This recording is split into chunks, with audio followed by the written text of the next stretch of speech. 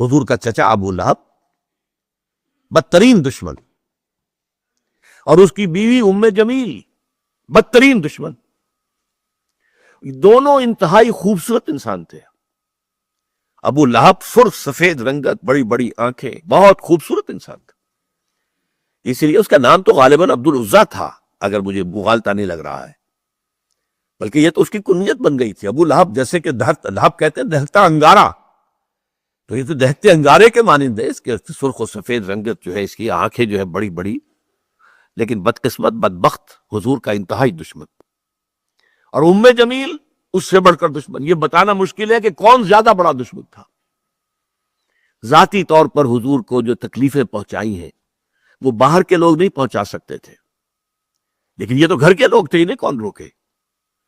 بنو ہاشم کا جو ایک حصار حاصل تھا حضور کو، جب تک کہ ابو طالب کا انتقال نہیں ہوا ہے، اس وقت تک بنو ہاشم حضور کے حفاظت کرنے والے تھے، لیکن یہ تو خود بنو ہاشم میں سے ہے، اور ایک دیوار بیچ رہائش ہے ابو لہب کی اور حضور کی، اور یہ بیوی جو ہے اوپر سے دیوار کے اوپر سے گندگی پھینکتی ہے حضور کے گھر میں سین کے اندر۔ صبح تہجد کے لیے حضور اٹھتے تھے اور جاتے تھے بیت اللہ کے پاس، جا کر وہاں عبادت کرتے تھے، راستے میں کانٹے بچھاتی تھی، کانٹے لگے، سخت ترین ایذا پہنچانے والی عورت جو ہے وہ ام جمیل بیوی۔ تو ان دونوں کا ذکر جو ہے ایک مکمل صورت پہ، اس صورت کا درس اس وقت دینا مقصود نہیں ہے، صرف حوالہ مقصود تھا۔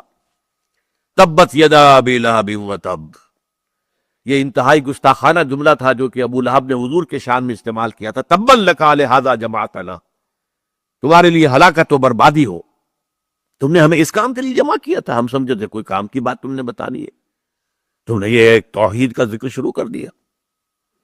اس پر یہ آیت سورت اتری، تبت یدا ابی لہب، ہلاک ہو گئے، برباد ہو گئے، ٹوٹ گئے ہاتھ ابو لہب کے۔ یہ پیشن گوئی تھی، جو ٹوٹے ہیں پھر اس کے ہاتھ۔ حضور کو ذاتی طور پر تکلیف پہنچانے میں سب سے بڑا کام اس کا یہ تھا کہ اس کے دو بیٹوں کا رشتہ حضور کی دو صاحبزادیوں کے ساتھ طے تھا۔ اس نے اپنے دونوں بیٹوں سے کہا، بلکہ غالباً جہاں تک گمان ہے میرا نکاح ہو چکا تھا، بدائی رخصت نہیں ہوئی تھی، تو اس نے کہا دونوں بیٹوں جاؤ طلاق دے کر آؤ۔ وہ گئے اور بڑے ہی گستاخانہ انداز میں، توہین آمیز انداز میں جا کر حضور کے سامنے کھڑے ہو کر دونوں نے طلاق دی بھی تھی۔ تو حضور نے صلی اللہ علیہ وسلم بد دعا دی، اے اللہ اپنے کتوں میں سے دو کتوں کو ان پر مسلط کر دے، اور وہ ہلاک ہوئے، برباد ہوئے۔ ایک تو اس طریقے سے مراد ہوا کہ ایک شیر نے اسے چیر پھاڑ کر کھا لیا، اور اسے خوف تھا، ایک قافلہ لے کر گیا ہوا تھا، اور اسے رات کو وہ یہ کرتا تھا کہ اپنے ارد گرد جو ہے وہ الاؤ آگ کا جلاتا تھا، اس کے درمیان میں سوتا تھا۔ وہ شیر آیا ہے، وہ چھلانگ لگا کر اندر گیا، اس کو چیر پھاڑ کر رکھ دیا۔ اب حضور کی بد دعا تھی، حضور کو ذاتی رنج پہنچ جاتا۔ یہ جو مجلسی معاملات ہوتے ہیں، بیٹیوں کو طلاق دے دینا، یہ ظاہر بات ہے کہ بہت تکلیف دہ چیزیں ہوتی۔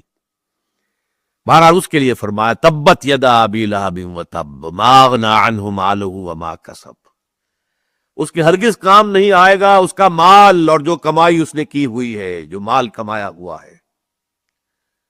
سیصلی نارا، ان قریب جہنم میں جھونک دیا جائے گا، ذات لہب، اس کے نام کے حوالے سے اب لائے، جو بھڑک رہی ہوگی شعلوں کی طرح، جیسے یہ ابو لہب ہے شعلہ، شعلے کا باپ، شعلے والا، تو آگ بھی شعلوں والی ہوگی۔ سیصلی نارا ذات لہب وامرأتہ، اور اس کے ساتھ ہی اس کی بیوی بھی ہوگی، حمالۃ الحطب، جو کہ ایندھن لے لے کر آئے گی اور اس آگ میں اور ڈالے گی تاکہ اور آگ بھڑکے۔